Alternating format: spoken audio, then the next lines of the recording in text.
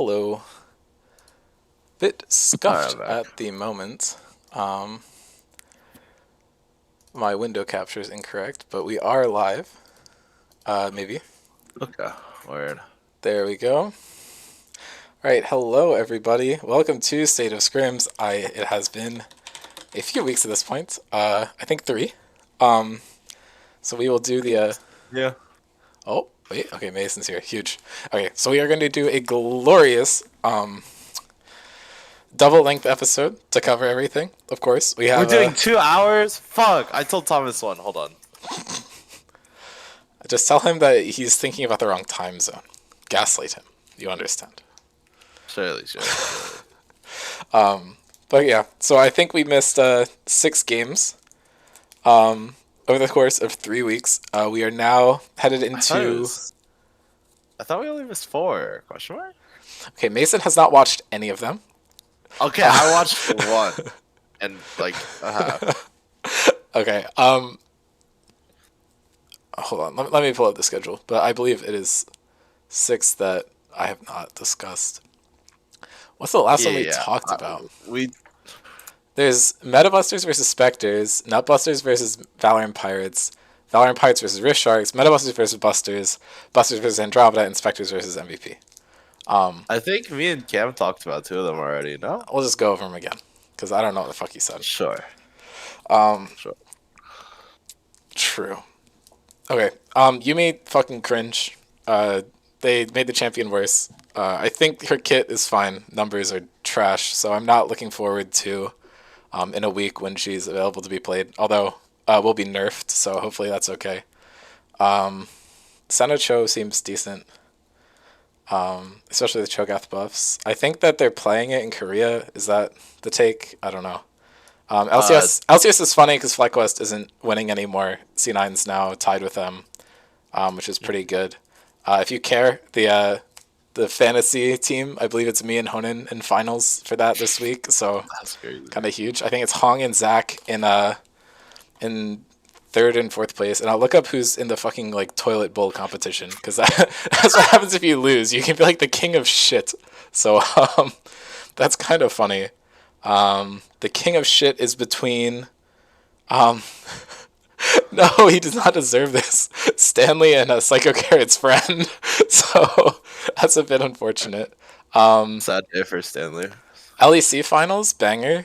So What else? What heard. else happened? I can't follow LPL. There's too many teams. I saw like a couple of ruler highlight plays, so that means I think JDG is probably doing decent. But anyway, fun stuff.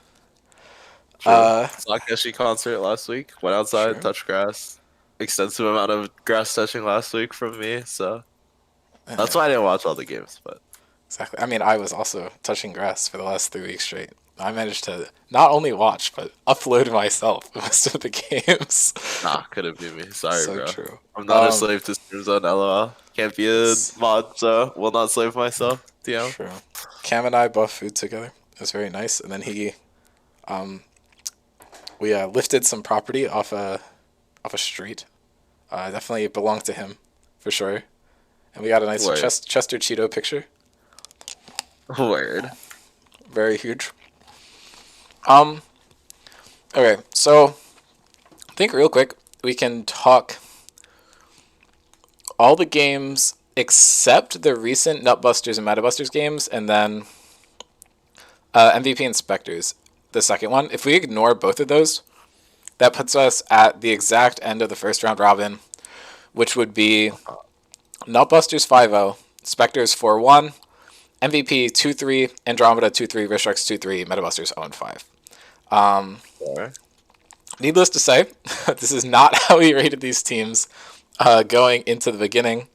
But I guess there's technically still time for our power rankings to be correct. In your case, not for mine. I think I was a lot closer. No. Probably. I put Andromeda top half. Or actually, yeah. No, I think you're definitely closer. But we were both wrong. Okay. Did I make the correct play in putting Nutbusters over Metabusters? I swear Yeah. that was something I did. A little bit of foresight on my part. Okay, cool. Still To be not the fair, correct read. It still could yeah, happen, but I simply just didn't anticipate the Hidiri situation. Um, what or happened to Hadiri? the long COVID. I swear, I've Uh, told you about this 5 times, and you keep going, nah, bro, it's not a big deal, man. Like, yeah, simply play when you're sick, bro. It's League of Legends. Like, how so hard are you gonna true. be to play while you're sick? Come on, man. Exactly. What a great point. I think Danny should have just played through Worlds too, Mason. I think. Oh, that's different. Is it That's though? different. Yes. Surely.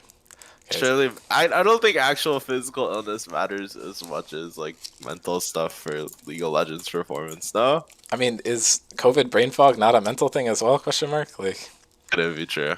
okay. Mason hates players' mental health. He wants them to all suffer and die. Yeah, that's what I said. I Um, definitely did not yeah. just say mental health is more valuable than physical health in terms of League of Legends ability. Okay, That's but what I he thinks said they for should sure. play and perform anyway. A hundred Yeah, percent. honestly, you get paid just for form. Simple as. Okay. Uh, okay. Anyway, I don't think either of us predicted Nutbusters 5-0.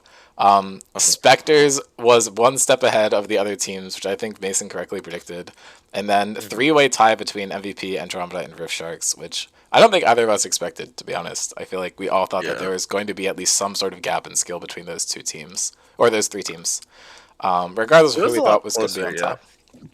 yeah. Yeah. So in simple words, Metabusters loses to everyone. Nutbusters beats everyone.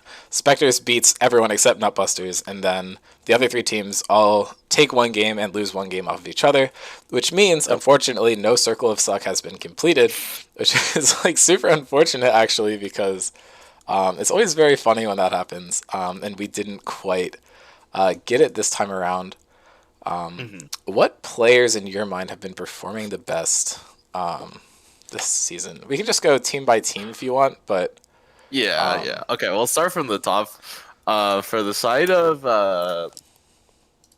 New York Nutbusters, I'd probably say this was probably the hardest. I'd probably say it's Blake and uh actually no, it's Taxi and PB by far, I think. And then Mike sometimes. It's close. I don't like okay, no offense to Mike, I don't like giving him a lot of the credit just because of how well his later set him up. That's my goat still, but like ooh, when your laters are like all like working to play to make sure that your play style is working out, it is kind of hard in my mind to give you a lot of credit. Like they're drafting in ways that are enabling a lot of his success, and like a lot of their lane setups are really focused around jungle. By the way, very OP role. TM, please play for it. Thank you. Anyways, um, yeah. Although his champion pool has been pretty good, so that's a point in his favor. But I think Daxi just hasn't had a really bad game. A lot of good, like has played like the supportive mids and like the TF. The Lysandra, I think, has also played some of the more carry stuff like Aurelion Sol that came out recently. Zoe. Yeah. Yeah, I mean, I think Taxi is probably the player that I'd look to the most immediately. I think PB's played really super consistently. I don't know if there's been any I like also to be fair, sorry to interrupt, but like uh I think he has you have seen impact from support role every single one of their games, and that is like a lot harder than people give it credit for, especially given how good his players are. You've like seen him make like game winning Renato ults, like really solid Leona engages, rotating to shut down enemy jungler. Like you see like a lot of like consistent plays from him. So yeah. I that's mean, my support go, I think. Surely. true. But yeah, I was just about to say the same thing. I feel like he plays very consistently, always has an impact on the game. I think his champion pool doesn't look like the flashiest, like because usually you're gonna see them make plays to kind of initiate fights, and then like they're not gonna be like a Die. constant presence kind of throughout it. Generally Yeah. speaking, I think Blake has had some insane games. The Silas game versus Andromeda was pretty funny. I do think Taxi was performing a lot better in that game. I think 8-0-15 on Zoe. But yeah, I agree. Taxi, I think, has been performing super well. I think Alex has just been like a kind of like thorn in the side of other teams because I feel like you look at this team and you want to find a player that you don't have to worry about. And I feel like the easy take would just be like, well, we don't have to worry about Alex, but then he's just been performing super well, which is a huge pain in the ass of all the teams that have had to deal with him. So I kind of want to give him a shout out there. But I feel like just everyone on that team is performing super well. I feel like the games where they've looked weak have just been those like Lee Sin, The Alawi, ego drafts. Lee Sin, Ego drafts. LeBlanc. Right. Just like games where they're trying to just slam the game and then win early, and then it just kind of feels like their team's a lot more comfortable just playing these like slow, choke you out games where you just kind of out macro and then you're in a better position going into the late game Oh, that you can ego win. drafts bad. But if you have really shit champions, it's kind of hard to do that because you don't have Yeah. the kind of power in the late game team fights to end up winning the game. Caitlyn, I do think is like the big exception for that team. I think they can run Caitlyn, who's usually that early champion, but I think she can kind of slot into some of these comps. But I feel like, especially the ones where they have Caitlyn plus a bunch of other early game champions, they've looked a lot weaker. I think part of it is just because they'll usually do this in like a game two or something where they've already won. I think it's potentially trying to like show flexibility or try to expand their own flexibility. So I do appreciate that, and I feel like when push really comes to shove, they just tend to immediately default to a pick that's more consistent. Like in the Andromeda series that just happened, they drafted Olaf, Lisa, and LeBlanc, Caitlyn, Leona, lost that game, immediately went Silas Viego, Zoe, Kaisa, Rel. So they realized what they had done and I just swapped it back immediately to comfort. That's so right. funny. And then the other game where they looked pretty weak, it looked like they kind of just slammed Akshan when they saw Gangplank, and then I don't know how much Akshan Taxi plays, and then because they had Malphite, Graves, Akshan, and I believe the Malphite was going tank, they put Varus on an AP build, which was like kind of cursed. That's I awesome. think AP Varus just really suffers without having levels, and PB obviously runs a lot, but just not enough to really facilitate that Mhm. decision. Here, we Yeah. can go on to the next team, which will be your team. So I'll let you talk first on that. Well, I mean, I guess spoilers for like the game we have not discussed yet, but I think you have to give a lot of credit to Cerberus. Like him and Avery, I think in particular, don't think they've had a bad game, have they? I don't think so. Like It's a I good think team. probably Avery has shown like the most wide breadth of champion pools, everything from Gary's to uh, our weak side detainee, as it were. I think some of it also goes to Hong as well, like picking up like some of these more unconventional supports and like putting a lot of impact on the map with like Ash. I think he had a pretty solid Annie game somewhere. I don't fucking remember. Uh, Proof I pay attention to my team's games or something. But yeah, I think those two are like probably the most standout, and you really saw them suffer without Starbears in their games. So Yeah, I mean, I think Sarvis is sitting on like a 4.31 KD this season or something disgusting like that. Um, Hong, I'll agree with you, has a lot of impact. His stats don't necessarily reflect that. yeah, I also think he just like is probably like a decent shot caller because of all Yes. his. Okay. I Yeah, think I think the big thing there is the Sivers area series was like really tragic. So I think we don't talk just if about you look at his stats overall, it's a large negative kind of angle there. But I'm just that. gonna filter it down to support, give it a look. Yeah, on support he has like a 5 KD. I'm pretty disgusting. I think at least through the first half, I think the like Caesarius Hongbaba bot lane that we've seen a lot, I think honestly looks Uh, really good. Because that way you're not trying to put like so many resources into so many different lanes. Caesarius has been able to play like super safe when Hong's been roaming a lot. So you're able yeah, to kind of get these like top lane and mid lane picks ahead. Sarvis has almost always played a carry champion, which you kind of just always do in the mid lane. That's not something remarkable. And then when Avery is picking like a carry champion, they're usually able to dedicate resources up there as well. There have been games where they've suffered a bit though, where they've tried to run like carry lanes and like all three lanes, and then they just spread themselves too thin, and it kind of falls apart. I feel like, despite the name, I do feel like Avery does really well with having a lot of resources, and Sarvis obviously is performing super well also.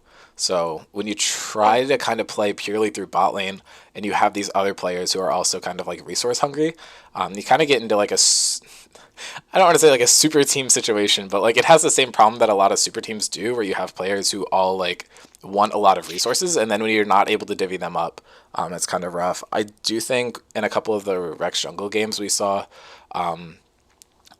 or I guess the Jungle game we saw that wasn't. Oh, never mind. I'm It's discounting some. the Rex Jungle Oh, games okay. are He just played Jungle in a couple of them, and yeah. then that first series was also against MVP. Okay. Yeah, the first series he won on the jungle, I think they had a better showing. But like the second time, I think Ansomnians for Surveyors was kind of.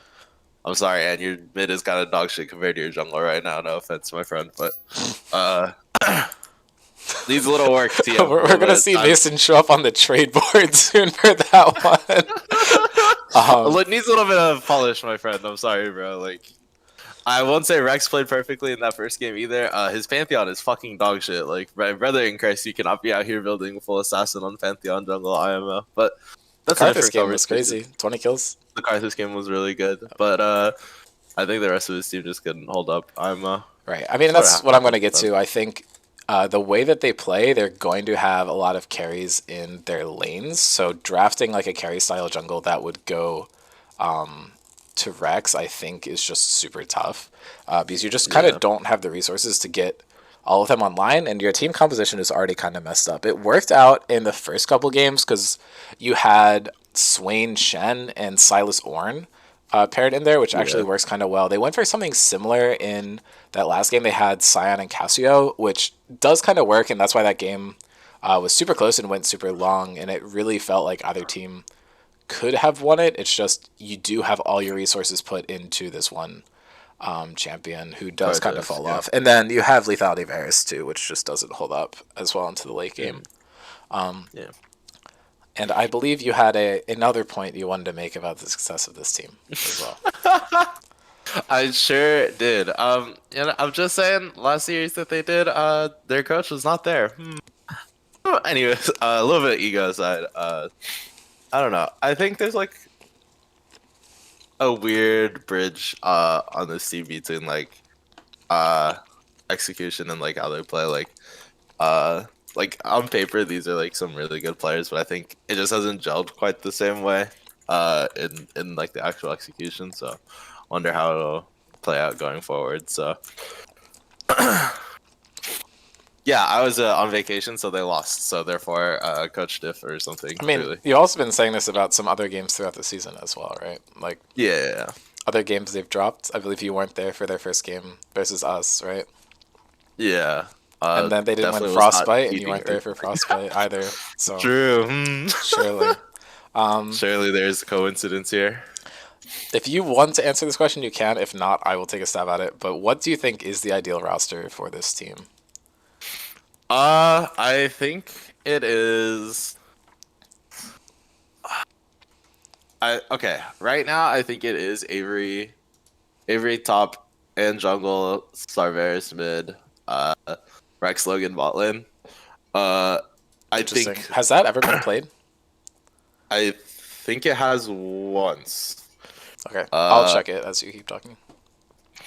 I think it is actually like really close though, because you could also just run Logan the 80 carry and then put Hong support. It's almost the exact same thing. I think just Rex's ability to slam ADC's bot lane is a lot better than Hong's abilities to play like 4 lane. But if you have like a roaming support, you can enable like more carries. So I think you have to like set up your drafts in a specific way to like facilitate these kind of players. Like we saw Hong play like a Mumu and like Annie and like Ash, these type of champions that like have a lot of playmaking potential with like their ults, their flashes, their ultimate, or like just getting a lot of plays. And then like the opposite is like if you just play Rex bot lane, and then put Logan on some sort of ADC. I will say I think Kathy might have a lot more value as a player coming up because of the Yumi changes. Forcing a Yumi ban every game might not be too bad, but that's like a different conversation entirely. Gotcha. What are we Yeah, looking at? I am pulling up the game where Rex played ADC with Yeah, Caesarius. this is what I mean though, Yeah, right? I Like think he this. can slam the bot lane Right. really hard. It just Yeah, I I don't think know. this setup is probably the best if you're looking to just slam and win super quickly. But I think if you're going for like up against like a team that's more on par on the day, I think Andromeda is actually a team that can contest them. I think this particular game was not ideal for them. Just given some of the KDs, I Maybe. don't remember this one off the top of my head, but I if do you're able think to get away with it's slamming it, I think it's good. But I think if you run this comp to the late game, I think it's a bit more rough.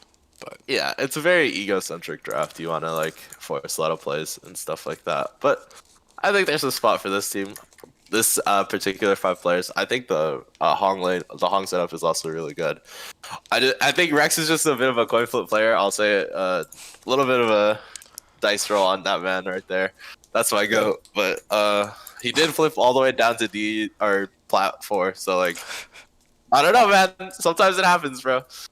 okay, Mason's He is really back to embracing D2. the character arc of flaming his entire team so he gets booted off and then can beat them himself or something. Like, I'm honestly down. Any team out there, pick me up. I will perform on your team, surely. Two uh, championships already. Coach Go or something. Simple as. Anyways. for sure. But yeah, Champion I pool mean, the I will size of say, Narnia. I think they do need you in draft because I feel like the drafts have looked a lot more solid when you're the one calling it, which makes sense as you know we may have worked together to cook up some drafts last season, so Something like that, yeah. kind of went well. And I think Hong's shot calling in games where it gets kind of close is super important. I think Yeah. in games like the one that we just looked at, where it's not super close, it matters a whole lot less. But Yeah, but I think we drafted it away to facilitate ego, right? Like that's what I was going for at right, any rate. So all right, anyways. on to MVP. Alright. This team has finally picked up some steam.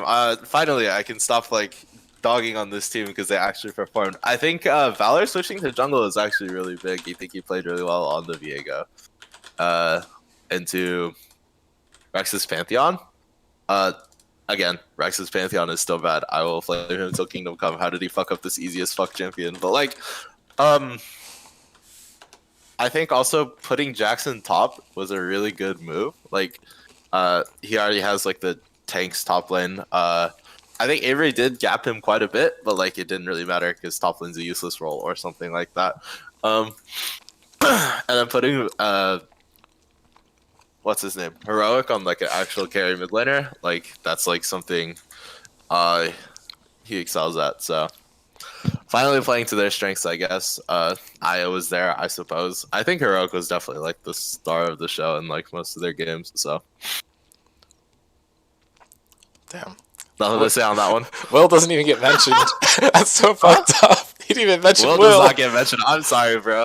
My God, Will, I love you. You're out there in the crowd, but like, I'm sorry, bro. Your team is just a lot better than you. It Dude, happens, bro. Will But performed in our you're last playing well. series, man. This is screwed up.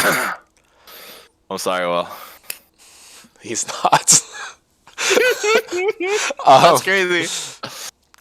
Yeah, I mean, we did just see two Mass Valor and Pirates series here. I'm gonna pull them up real quick. One of them was versus my clown team, so One of them was versus my not clown team. So true.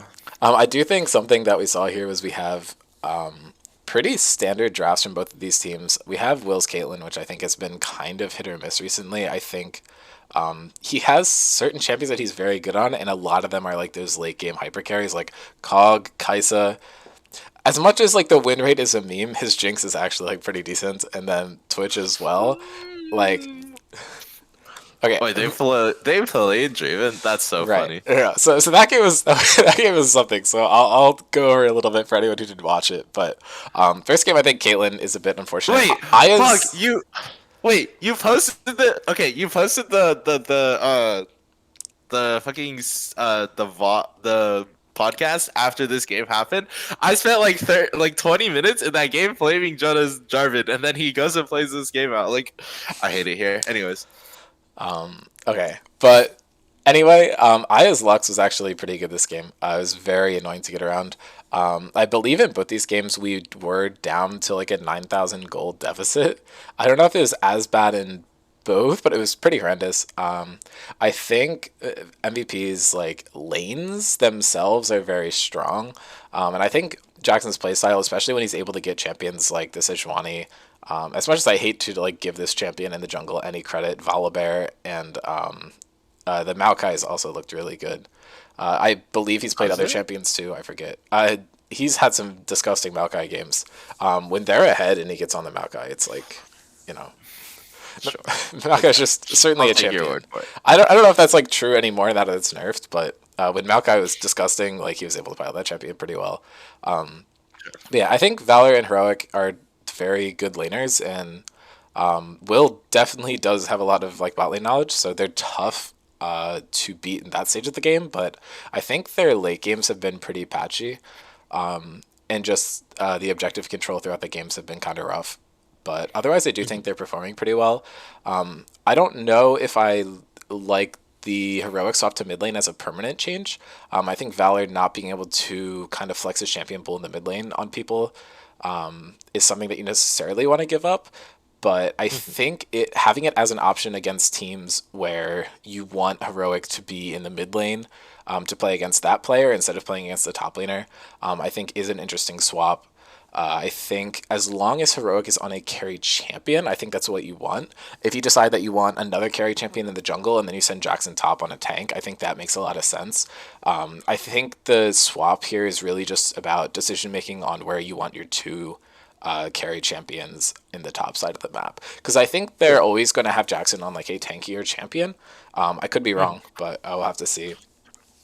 This this Draven game was very funny because I don't know. Jonah was saying Will has a bit of a history with the Draven, and then before the game, Jonah goes, "Yo, it would be crazy if Will gaffs you guys on the Draven. I would laugh, right?" And so we make a play. I want to say our team got first blood onto Aya, right? And then Eric dies to Will.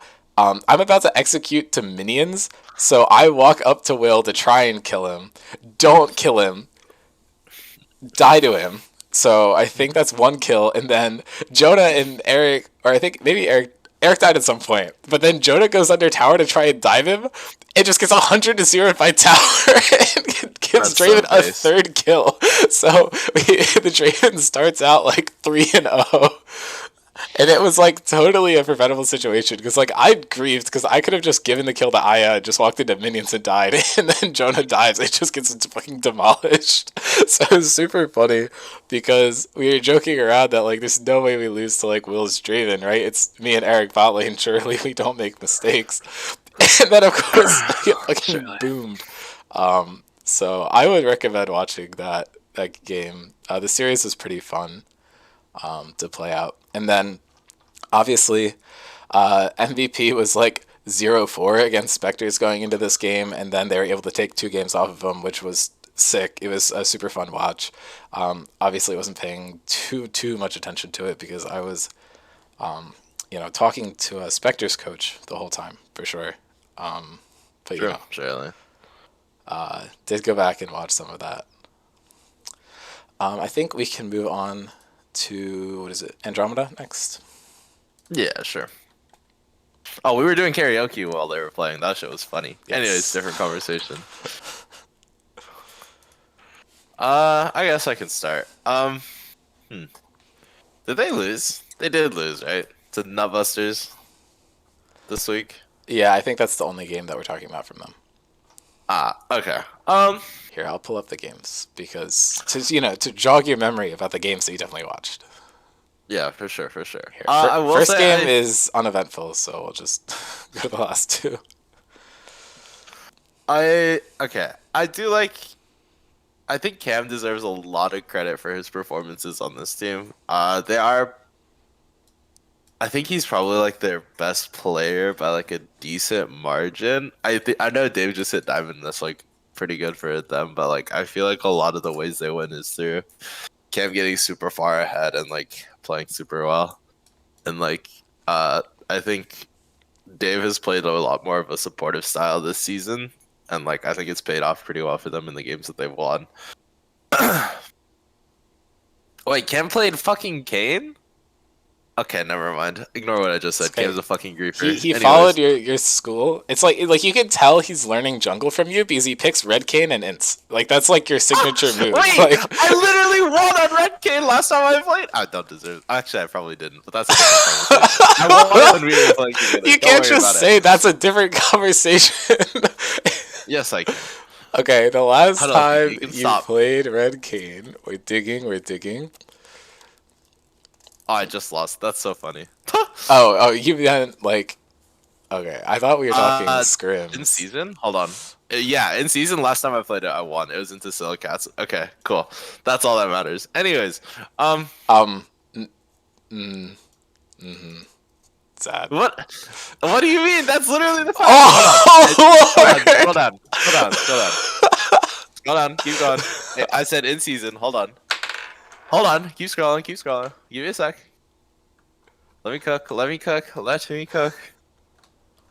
Sorry, Keep going. Keep my going. my mouse is stuck. We don't talk about this. We don't talk Okay, about this. another This never loss. happened. This is 3 losses in a row. Okay, well, see, Oh, and there you then you go. won. Oh, Yeah. See, that's all that matters, truly. definitely not carried by Callista and Kale on your team. Yeah, for sure, surely. Hmm. Yeah, and who got MVP at this game? Yeah, that's right, Eric carried you. Surely, surely, Okay, surely. anyway, the joke is that Cam is following Mason's tutelage by locking in Red Cane Losing on Red and Game. losing. Losing Yeah, on Red Game. True. they are I guess sworn not all of sworn us can be brothers in Ann, this bro. My bad. respect.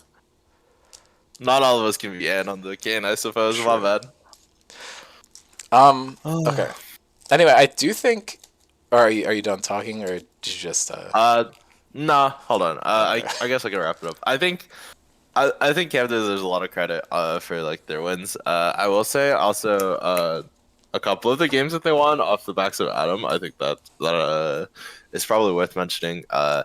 Put a lot of solo queue games. Hit plat 4 I think recently, which is pretty big. Was in gold.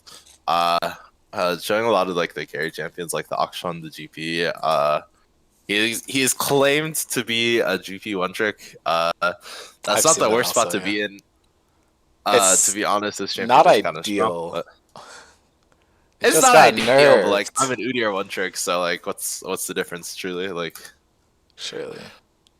it happens. Anyways, yeah, I think it's like Cam and yeah, just Cam and it's the Cam and Adam show on this team. I'm Damn. unless Zach starts busting out more carries, that'd be kind of cool. But All right. Well, I have a bit of a different take on this team. I yeah. think when this team has actually looked best, I think there's time for this to change. As you said, Adam has been playing a lot of solo queue and stuff, which I think is going to possibly change this read. But I think Alana's top lane has actually looked super good. Obviously, in this most recent series, Blake was kind of able to exploit it a little bit, but honestly, only in one of the games, and he did fall victim to it. He had Olaf into Mordekaiser and still did honestly not look too great into Alana. I think I don't know if it's that people are like underestimating her or like just not planning out strategy, but her Mordekaiser and Alawi are like genuinely disgusting, super annoying to play against.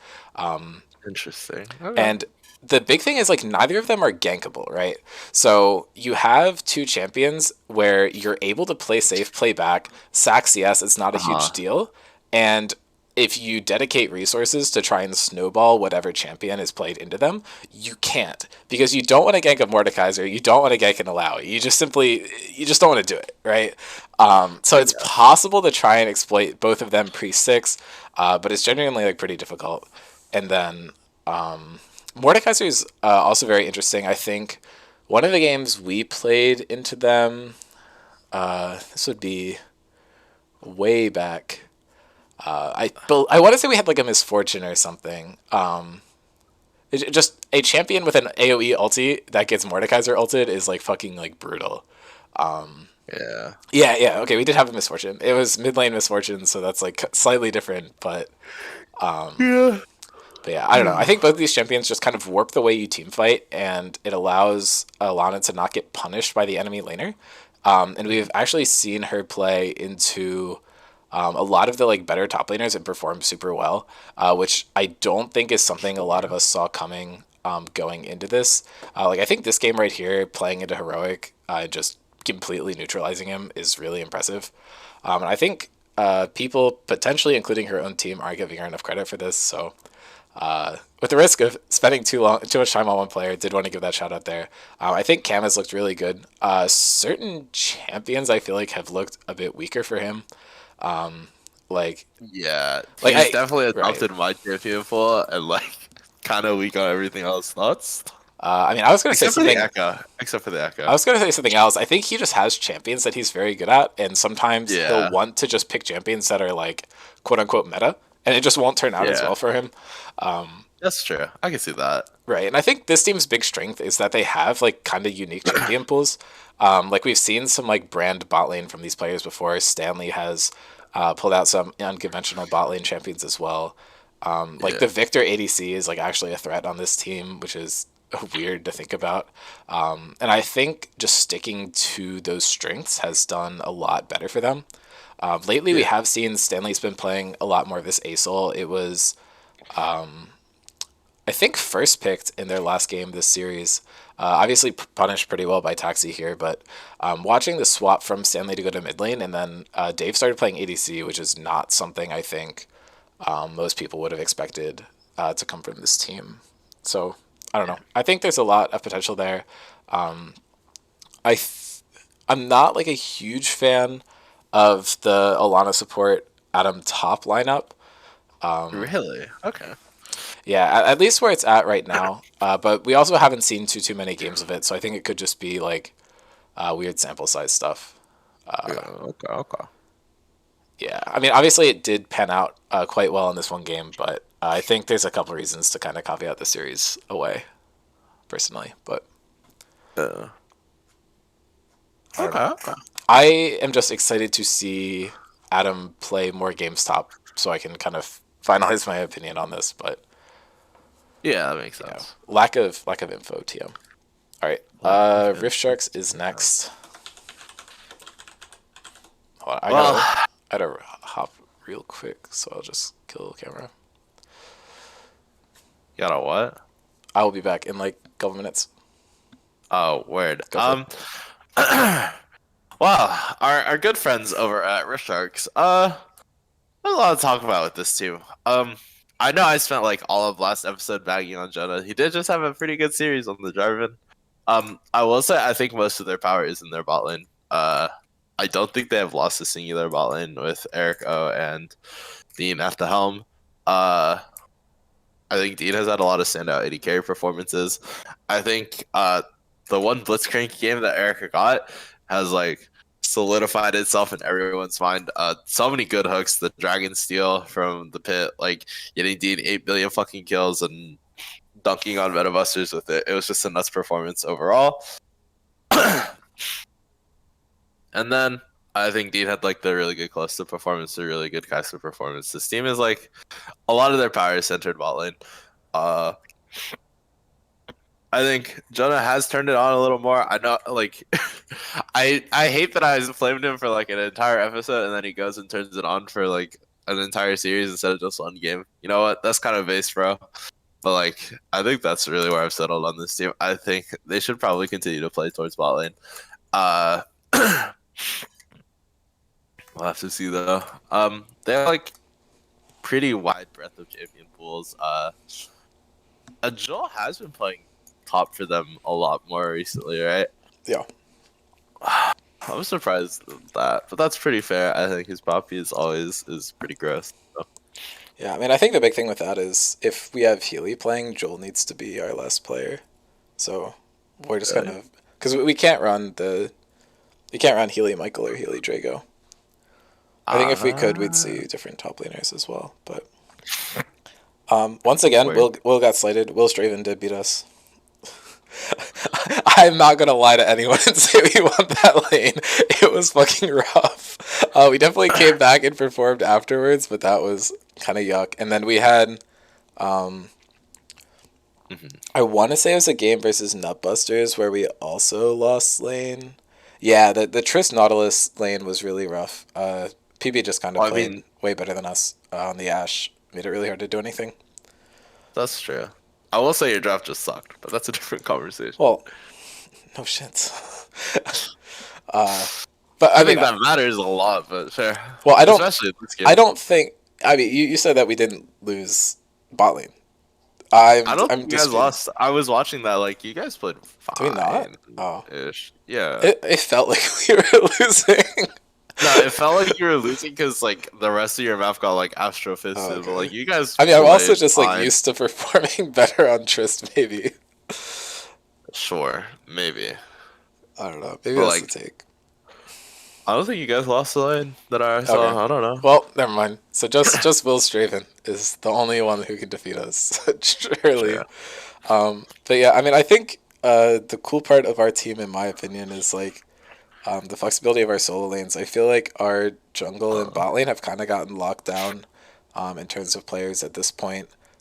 You'll probably still see some other stuff, but only because of like player availability and stuff. But I think we have what besides those three positions, we have like six other players that'll slot into the soul lane, so you kind of never know what you're gonna get, which I think True. is kind of interesting. I think we're able to flex some people around. I will say having six players for two roles it probably means we should revisit our roster going into next Yeah. season. Um, Come pick me up. Thoughts? oh, I meant Joke. like if anyone is looking to pick up players, like potentially that Sure. might be the angle.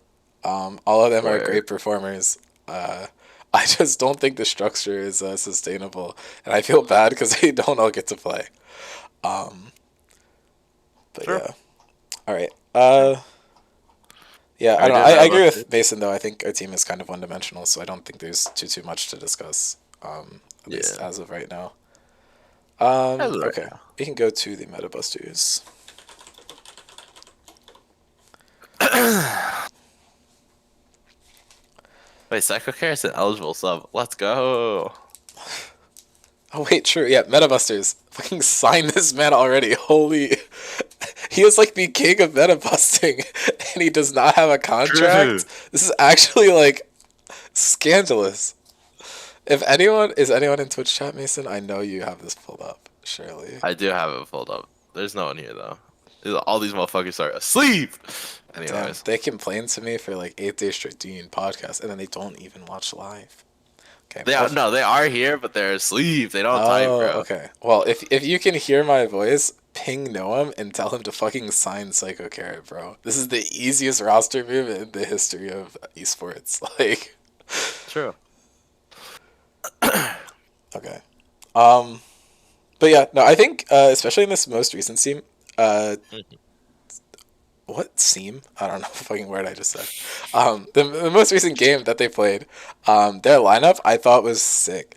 They had Joey top and Greer in the mid lane, and then Yeah. Garrett Honan bot lane looked disgusting.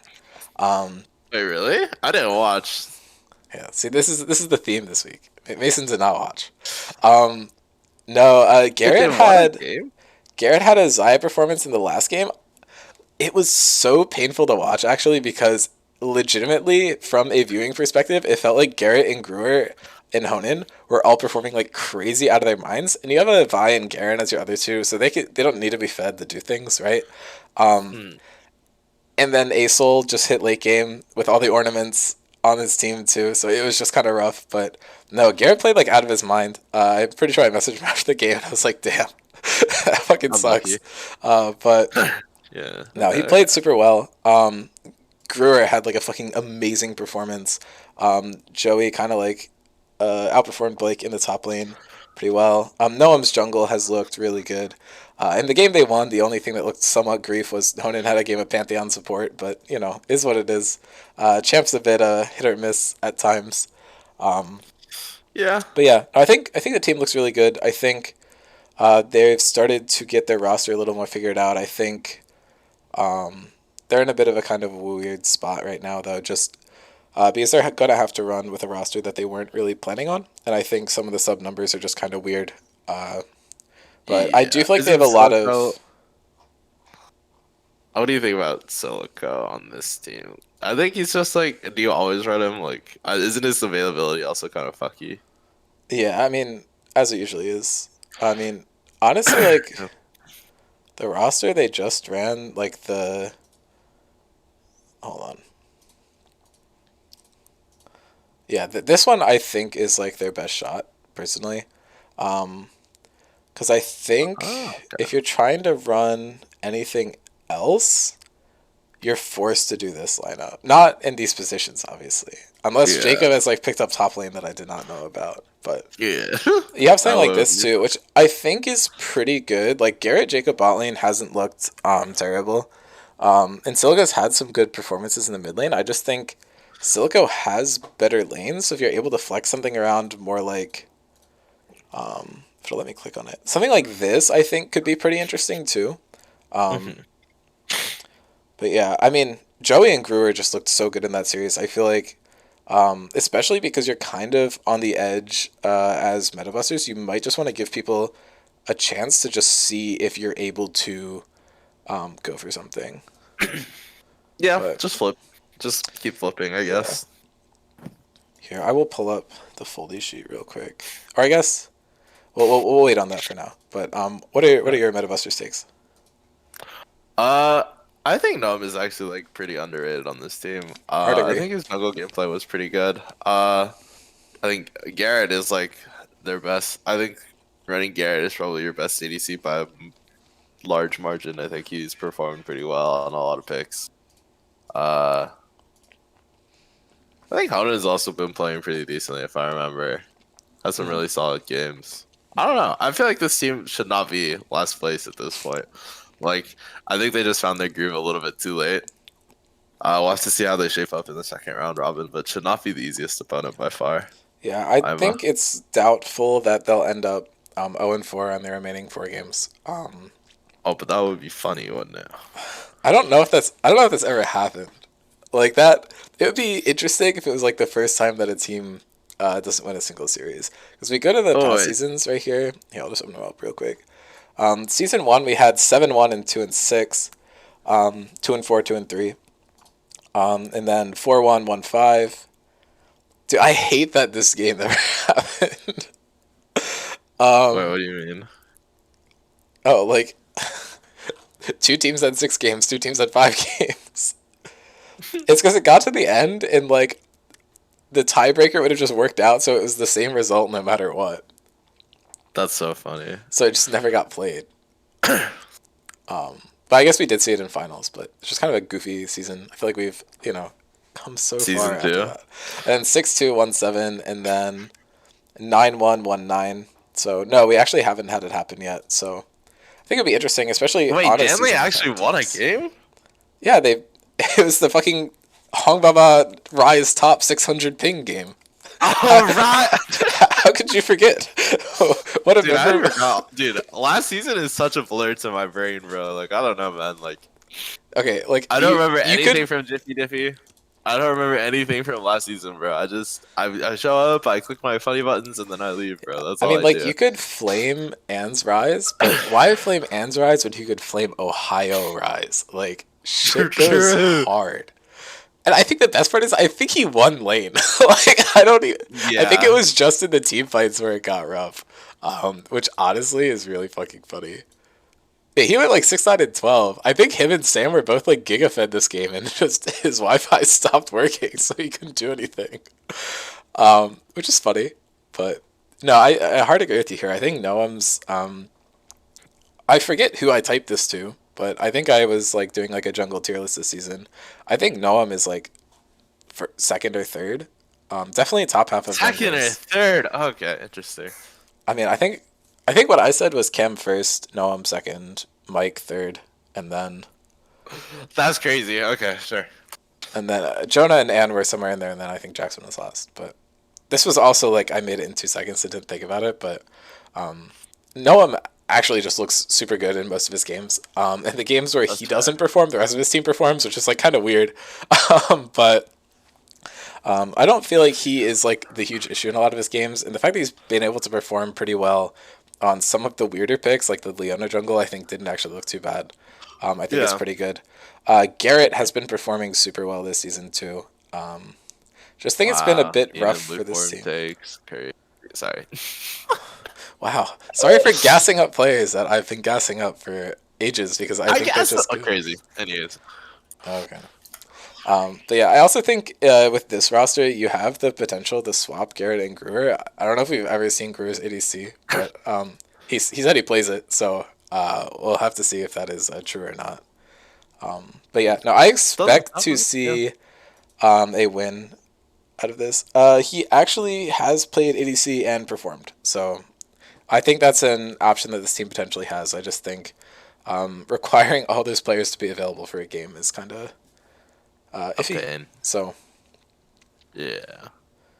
but yeah, I do think the question was posed to me earlier this week. More likely that New York Nutbusters goes 4-0 in their next four games, or Metabusters goes 0-4. I said the Nutbusters 4-0 is more likely, I think the but what would you zero say? four from Meta Busters is more likely, but You think it's more likely or funnier? I think it's more likely. I'm not gonna lie. Okay.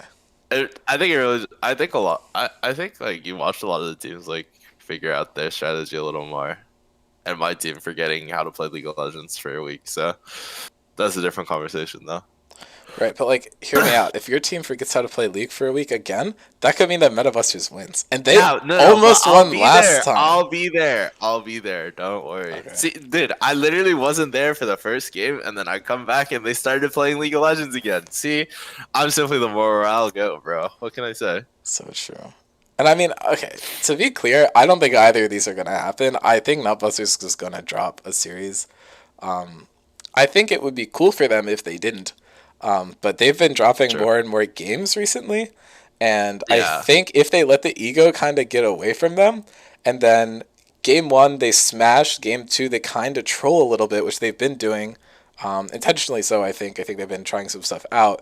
Game two happens, they weren't going super consistent. It gets a little flippy, and then game three they have a rough game. Other team has a really good game. There you go. That's a lost series. So I think that's entirely possible. I think it will probably happen against one of the other four teams they're playing, considering they are the second to fifth place We teams. drop games because Blake has brain issues. Agreed. Okay, so Anyways, maybe Blake could roll negative brain issues like two games in a row, and then it's just unfortunate. And I think then, okay. I'm not gonna lie. I think that's a little more unlikely, but I don't know. I We'll mean, see. I think if Metabusters plays the series that they played in their last series against another team, I think they win a series. Interesting. Okay. But yeah, I don't know. Uh, Word. yeah. And then I think the other interesting thing is like the round robin matchup, kind of between Andromeda, MVP, Rift Sharks. I don't know. Do you think a team's going to come on top of that, or do you think they're going to just trade games again, and then it's going to be another three-way tie? I think it could honestly be another three-way tie. Do you think the top of the standings is staying the same, like the 1-2? Well, it's at least slightly altered, right? The Spectres dropped a game this round Yeah, robin already. that's true. But if they, I mean, I guess if they beat the rest of the teams, then it's like the same question mark. Because they did drop a game in the first round robin, right? I don't know. Let's consult the foldy sheet. We'll move on to the next section. Okay, word. The foldy sheet. I sent this. Surely you read the things that I link you. Surely, surely, I known DM reader. DM. Okay. Ooh, this looks a bit unreadable. Okay, let me zoom in a little bit. It won't let me zoom in. This is bullshit. Okay, here. Is this more readable on stream? Yes. Okay. Yeah. Can you see this, or do you want me to screen share it too? Also. I can see it. I can see it. Okay. So right now we'll just take a little peek at standings. Game differential I think is interesting. Rift Sharks and Andromeda have better game differential than Mass Valor and Pirates, despite MVP having won an additional game, which I do think is going to be interesting when it comes down to tiebreakers. It gives Andromeda and Rift Sharks a slight edge after the first round robin. Just means that they've been winning more confidently when they do win, and have had closer losses. These are the like rough qualification percentages, including tiebreakers. I believe at the current moment we're expecting like 0.37 ties, which I think are double counted too. So I think we're expecting like a 20% chance of having a tie. That's a rough estimate. I don't really know for sure, but Nutbusters has locked qualification fully. This normally would include tiebreakers, but I did look into all the possibilities. They're guaranteed worst case fourth on a tie, which That's is crazy. good. I mean, to be fair, you've 6-0'd, right? Yeah. And all these teams at the bottom are kind of trading with each other, right? So they're not really super threatening. Like if I don't know, like if they had gotten their wins all from the same team, then it would kind of mix up and it would get a little close. But because they'd all just tie with each other, it's kind of like a weird position to be in. Spectres is like 98.41%. So there's a possibility where Spectres just flop so hard and they don't even get a tiebreaker to go in. So that would be a bit funny, certainly. Yeah, agreed. MVP is sitting at about like 87%, and then Rift Sharks and Andromeda are both at 72.74, and then Metabusters needs a fucking Hail Mary. They're at They need Spectres to flop so hard. 6.23%. Well, they don't need Spectres to flop. They just need like 2 of these 4 teams to flop, right? So it could not be Spectres, but they need a couple other teams to mess up for them to get in. I think if we go down to the foldy sheet, hold on. Okay, so we will sort Metabusters ranking A to Z, and this is going to take like 8 years to do. Or maybe I'd already sorted by it. Hold on. Okay, we're going to zoom out a little bit here because it matters less. And then tied for third, and then down to fourth, and then tied for fourth. These are all possibilities where they could make it. So there's still quite a few left. Like I've been scrolling for a while at this point. Okay, so there are possibilities where they don't need to win every game to qualify. Yeah, which that's what I wanted to check. That's so funny. Apparently, there's a couple combinations where Rift Sharks beat Andromeda, New York Nutbusters or Spectres could go either way. They need to win versus... Oh, no, they could drop games against Rift Sharks, too. Okay, so actually there's still a few possibilities left where they could just flat out drop games and it won't matter, which is cool in the sense that like they don't need to just get eliminated. There's a lot of these like MVP games, so... Yeah, it looks like any single one of their series they could drop and just be fine. So that means that one loss does not eliminate them, which is kind of what's important here. And then we can look at these like scenario percentages. Percents or number of scenarios more interesting to you, Mason? Scenarios. Okay, because they're just the same data, one just looks different. So there's no chance of Metabusters flat out getting first, second, or third. There's a couple scenarios where they could tie for first or tie for second, which I think is really interesting. And then they can tie for third, fourth, or fifth. And then Nutbusters has no chance of flat out getting 4, 5, 6, or tie for fourth, or tied for fifth. Spectres can get tied for fifth, or they can just flat out finish fifth with 128 scenarios remaining for that. And this tied for fifth is kind of interesting. I kind of do want to know what could cause that.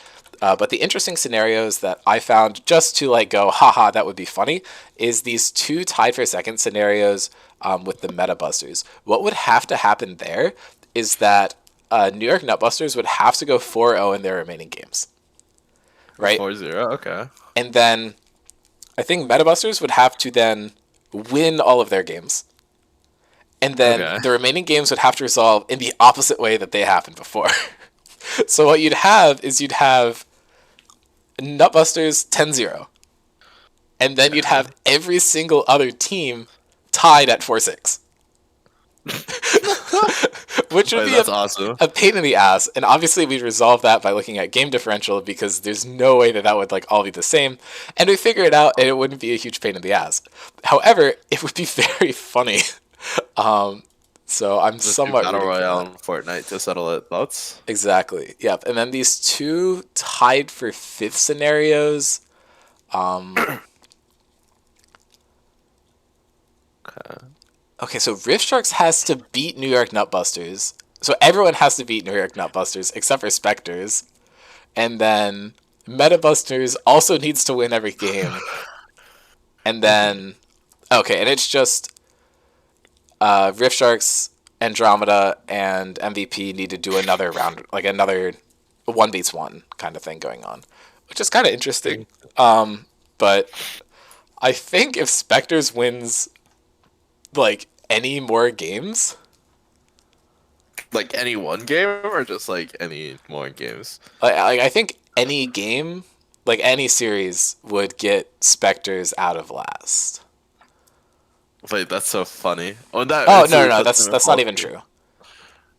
Yeah, okay. Wait, you have to hit four. You have to hit fourth, right? Two teams can be eliminated from bracket, or am Yeah, I stupid? yeah. So I think their win against Metabusters and New York Nutbusters don't matter. Okay. Yeah, so those games don't actually matter as long as they win one of their other games, then they're fine. Word. Yep. And that at least guarantees them a spot for fourth. I think those are all the narratives really worth looking at. The other ones are super complex at the moment. Like if you look at the scenarios from like second to fifth for Andromeda, those are all super populated, and they're going to be the exact same numbers for Rift Sharks. And then MVP is looking a little better just because they were able to grab that extra win. So Versus they're Spectres, right? right. So Yeah. they're in a very comfortable spot here.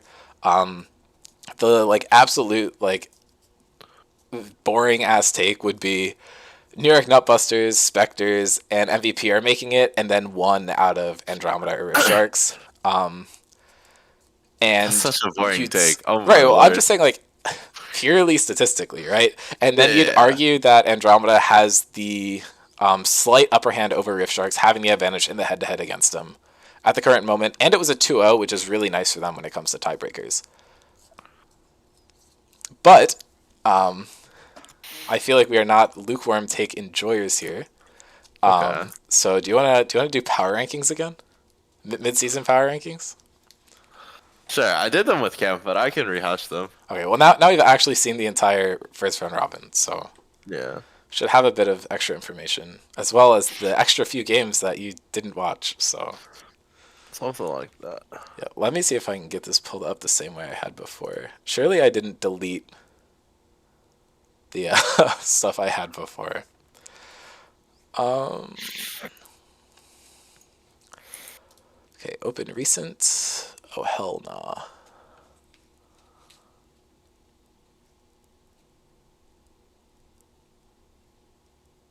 What are these even?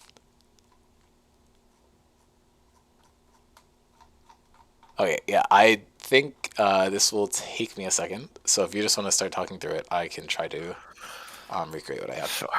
I got you.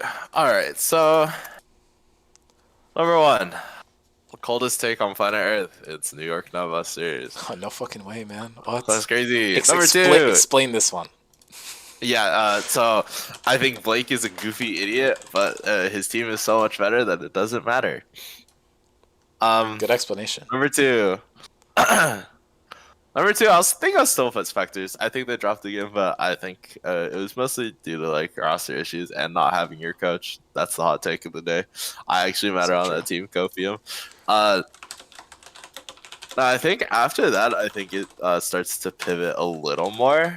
I think I'm gonna give number three to Andromeda. I think the win that they got versus Nutbusters looked pretty good, and I think if they can iron out a few more of their draft issues, I think they could shape up to be a lot better. You do nothing, you fraud. So true. My team definitely did not just drop a series because I wasn't there. Surely. Anyways, I number actually think it's four. because Hong Baba wasn't there. If Hong didn't take the weed True. gummy, Hong they was would have high. won. You're right. Actually, honestly, it's a Hongdu. Anyways, we were both THC on is like the fucking kryptonite of specters. true. Actually, dude, it's our kryptonite and it's also our blessing because Instead Joey of was getting high as he was playing his series. So true. like, I guess we're just like weed Instead is of just a green prevalent rocks, force. you're weak to green plants. It's like True. Um, I think number 4. You know what? Fuck it. I'll vote with my heart there. I'll put Rift Sharks over at MVP. Let's go. Um, I think MVP potentially could take a couple more games and like potentially pass Rift Sharks, but I think you know what? For the narrative purposes, I want my team or my old team to make it so I can watch them get fucking clapped by Spectres again. That's the So real true. take. Number 5, I'll put MVP, and then number 6, I'll put Ah, Buster. coward take. Coward take, really? I think that's okay. You know what? That is kind of a coward take, but that's not the point. Okay, so why would you put Mass Valorant Pirates over Metabusters in the last 2 slots? Surely this requires Surely additional that's explanation. Surely, you're right. Wait, what was the one fraud coach? I guess that's me, bro. I'm what is it? Peter Zhang from TSM? That's me, bro. Who's the guy who like overworked his players and like treated them like shit? And it's like no CV Max, CV Max.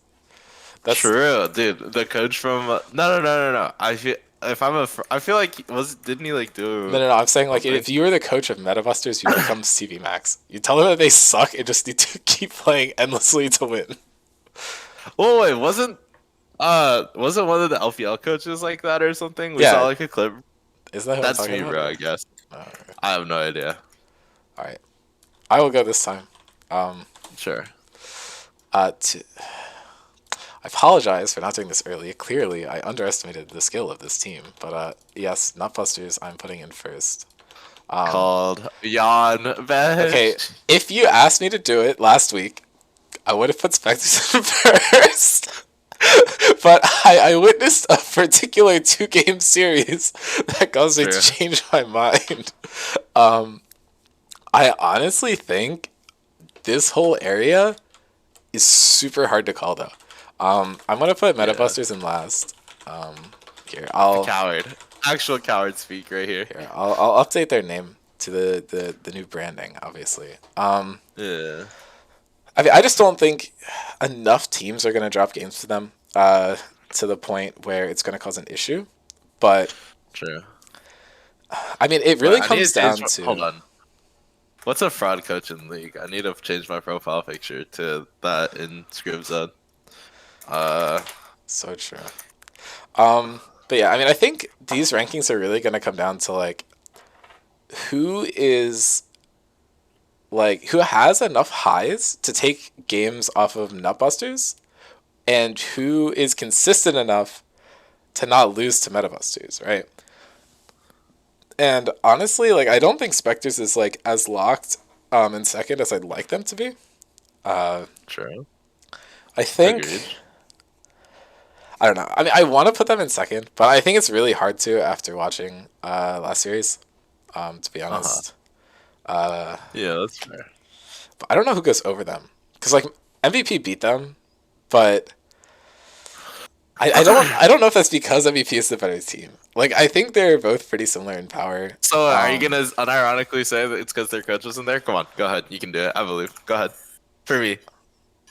Oh, do we want the unfiltered take? We didn't have Yeah. Hong, and we had Anne playing mid lane, who was DMing me about how she was setting like death records. Like I don't know. Maybe Spectres just needs to go back to the old roster, and then they might be fine. This is so The hard coach to was in there. call. True. I mean, I think team strength is going to be different than the standings, just because of some coin flip games that may occur. But I don't know. I'll be lame and put Spectres here, and then I need to do different rankings than you, or I'm going to be like giga boring, right? True.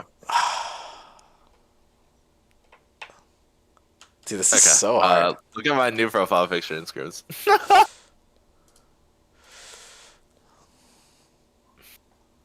Where is this man? Here, I'll just ping you, bro. I see it. I see it. Who is that? Is that Peter Zhang? Let's Peter Zhang. Amazing.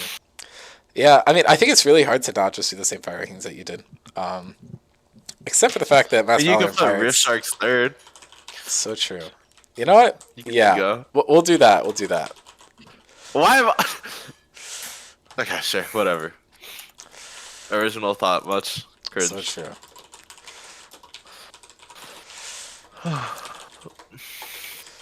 I guess. I don't know. I'll mix it up a little bit. This is different than yours significantly. I basically just took Yeah, what you had and just threw Andromeda from third to fifth. Um, I I don't think that Mass Valorant Pirates is a better team than Andromeda. I think this is how the results are going to lay out because I don't know if Andromeda is going to be able to catch Spectres as off guard as MVP did. true. And the other thing is that MVP already has the tiebreaker against Andromeda, right? So in the case that they do end very equal in the standings, which I think is a very large possibility, tiebreaker is going to resolve in MVP's favor. So I think they have the edge, which Okay. I think is dumb for what it's worth, but I think it's how it's going to end up. Um, I I really want Metabusters to take a game here. I don't know who it's going to happen against, but I feel like it's going to happen. Okay. And I think it's going to be one of those two teams. Is my take. Okay. Because I That's fair. think we're able to meet our win conditions against them more easily than the other teams can say the same thing. Especially because Andromeda doesn't have like a super clear win con because they're just kind of good across the board, right? So it's like more difficult for them to have like an established like condition that they're able to reach. And especially with how good Metabuster's early game has looked in some of these games, I think it's going to be rough for them to kind of win out against that.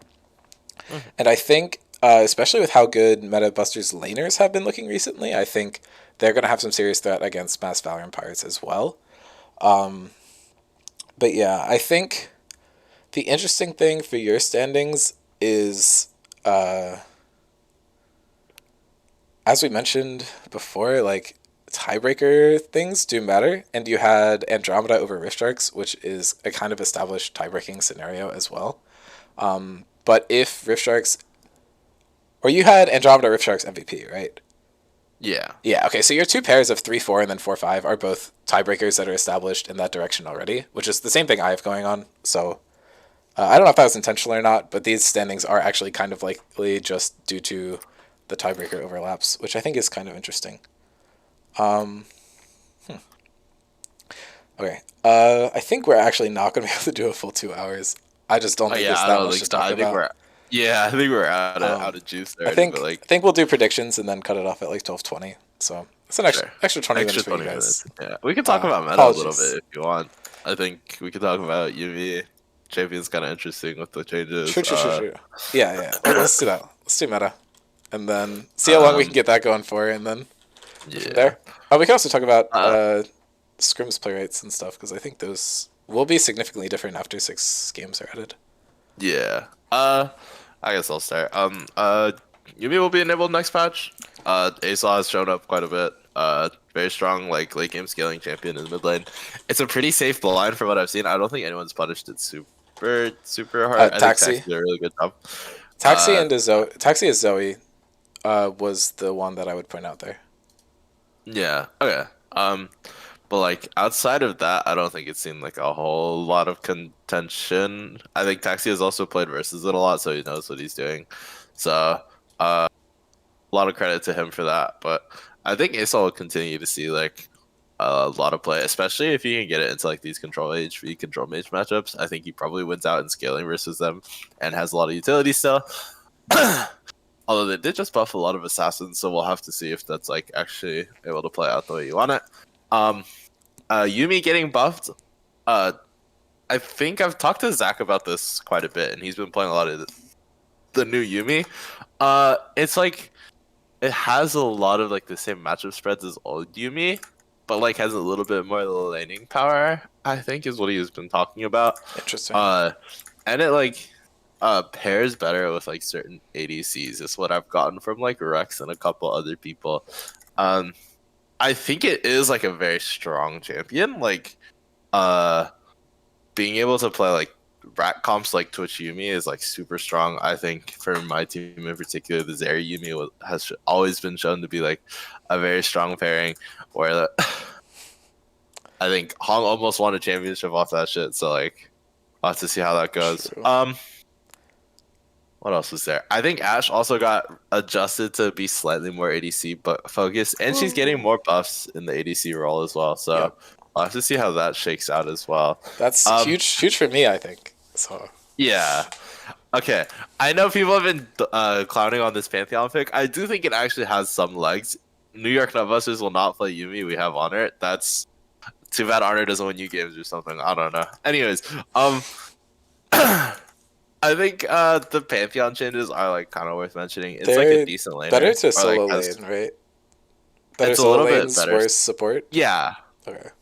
Um, I think like also like the champion has legs in the jungle, but like I think you need to draft around it appropriately. Like pick like some scaling champions that can kind of mitigate Pantheon. Play off his stun for early game stuff like the Pantheon Ari or like Pantheon and like lockdown CC, like able to get like a lot of picks off. I think champion does have a lot of legs. Um, what I else think was I think there? you're thinking of Elise. True, true. uh, I think. Oh, and the plated steel caps changes. I think there's like a lot to talk about Mm-hmm. when it comes to that. There was like a long list on Twitter about God, like it's what the yeah. what the item starts If you blocking can now, and find I it think and it's send it to me, I'll pull it up. But nah. I'm it's a talking about it. lot of It's a stuff. lot of changes. Yeah, and I think it's like a lot of. Oh yeah, and Milo's coming out. Um, True, I've seen but a lot of this champion. He looks okay. I think he'll have like a similar niche to like Renata. I think the champion is like really good though. It does a lot to counter like big CC wombo fights, and like I feel like that's a lot of what Scrimzone likes to draft with like Seraphine. Uh, okay, we like what else have was there? not. I don't think we've seen a single Seraphine. I think we saw like I one think the all Seraphine season. players this season have been dog shit, but that's a different conversation as well. Well, has It just how it many just games have we does a even lot of had? work into like a Mumu. I know Mumu's kind of fallen off. Like potentially Fiddlesticks. Like I just think the champion has like a lot of poke and stuff. And like a lot of utility. The range increase on your W looks fucking gross with like certain ADCs. Yeah, name a single good Seraphine. Like the two good Seraphine players won in their games, bro. Come on, man. Anyways, True. Champ's still good, TM. But yeah, Champ looks pretty interesting. I think it will see a lot of play in our server, especially because it does do a decent job of countering like AOE, big CC, like non-knockup comps. So Yeah, I think I think that's fair. I don't trying to think of a timeline because we have what 3 more weeks, which would be week like 11, or no, because the patch is coming out in the middle of week 9, so that means that, and then that's when he's coming out, so week 11. Yeah, so that'll be a couple of weeks before it comes out. he'll be accessible in like the last couple games of the season and then playoffs. So that's going to be actually Oh, really interesting. It's kind of spicy. yeah, If he was released like 1 week later, or if we finish up our games quickly, that means no Emilio for playoffs. So that's kind of interesting. Um, but I do think he's going to show up. But I yeah, I agree. think going into the steel cap changes, I think it's going to make certain champions like just worse because you're usually Yeah, going to have a couple people with steel caps in the game anyway. So it's not like these are going to be like changes that don't affect these champions. You're effectively just taking like 10% damage off of some of these abilities. Or you could call it like 4 to 5% damage off some of these abilities because not everyone's going to have it, right? GP, yeah, I think, is going to get really affected by it. That was the one that stood out to me the most. I think Yorick is also one of those champions that got affected. The list was super long and I don't super remember all of it, but just expect a lot yeah, of champions to feel weaker that didn't directly get nerfed, I think is the big take here. yeah. Um, I but think yeah, itemizing plays still caps will be really good. I found it by the way. gotcha. Okay, I will see if I can find it. I found it. I Where's found it. I I'll meant link it. I send it. got you. Yeah, yeah. I do think also looking a little bit into the future as well. There's a lot of crit changes coming out. I think a lot of like Navori champions are getting nerfed. Bloodthirster's getting nerfed. The bot lane sustain's getting nerfed. Lethal Tempo's getting nerfed. What is the other one? Bloodline is getting nerfed as well. So like, I think dragons are also getting nerfed as well. So I think teams that like could potentially look for more topside plays could get a lot of potency out of that. So Yep. Surely, junglers, you have surely to this will remember have to no unlock your impact map on my and start team. pathing towards other lanes. I'm sorry, I know it's been kind of good just pathing towards bot lane and taking dragons off cooldown, but like we do have to start playing the video game again. It's kind of cringe, I know, but such is life. Yep. I think Ezreal was the big one that I was looking at. I don't think anything else is. I mean, Volibear's fucked, but Volibear like sucks ass anyway. I think it's funny that it blocks Malzahar Voidling autos. Yeah, I mean Why does just it do that? it's all well they're autos. Sure. But yeah, and then Ezreal Q is obviously massive. I honestly just Yeah. thought it did anyway, but my bad. I think that's how a lot of people felt about it though. So I don't think it's too surprising. I think Yeah. the assassin buffs that we were talking about are going to be huge. Specifically, I think Metabusters and Andromeda are the teams who are going to utilize those the most, just because I feel like they pick the most They play more assassins. of the assassin stuff, Um, yeah. I don't think any other team really heavily leans into them. I don't think the changes are going to be like enough to see any of these champions really come into the meta. I think LeBlanc is enough of like a fake assassin that I think she's kind of in the meta already. So I think this change will be kind of significant. We already did see a LeBlanc come out. Didn't perform GP super nerfs! well, GP but nerfs! yeah, the GP nerfs are kind of unfortunate. Don't say unfortunate. This champion deserves to be fucking demolished. Anyways. I meant like unfortunate for the like 3 teams that we have that have GP players. No, fuck them. Stop abusing your broken champion. This So post was true. not made by an Udyr player. TM. Yeah, he's somehow avoided bans. I think ASOL nerfs are kind of interesting here. We did see games come out of the ASOL after the patch anyway. He didn't Yeah, seem I think super it's still weak, good. so yeah, I think it's actually not a big deal.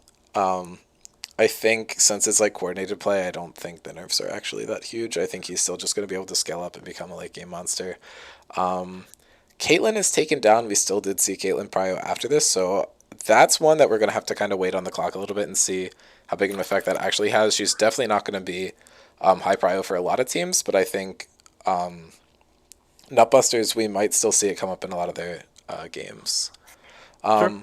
Rammus, I no, we weren't playing Rammus anyway, so it doesn't really matter that much. Twitch and Zaya are kind of interesting. Twitch was just AP ratios though, so I think we'll see less flexibility for this champion, and then we might see less Zaya, which I think mainly is just going to harm Garrett. Unfortunately, no one else has been whipping him out too Rest in much. peace, brother. And then Samir looks like a buff, but we haven't seen any one player since the original nerf, and this is just walking that back a little bit. So I don't think it is a huge deal ultimately. Yumi, I do think it's going to be very interesting. Nutbusters is claiming they're not going to play the champion. 1-800 off the cap. I think if Metabusters plays this champion, they're like legally obligated to buy Gale Force on it, so they're basically also not playing the champion. And then I think you'd literally have to kidnap Eric and hold him at gunpoint, and then like you'd maybe see him play Yumi. Wait, we did that to him a couple So times. we'll last have to season, see. though. I may have to.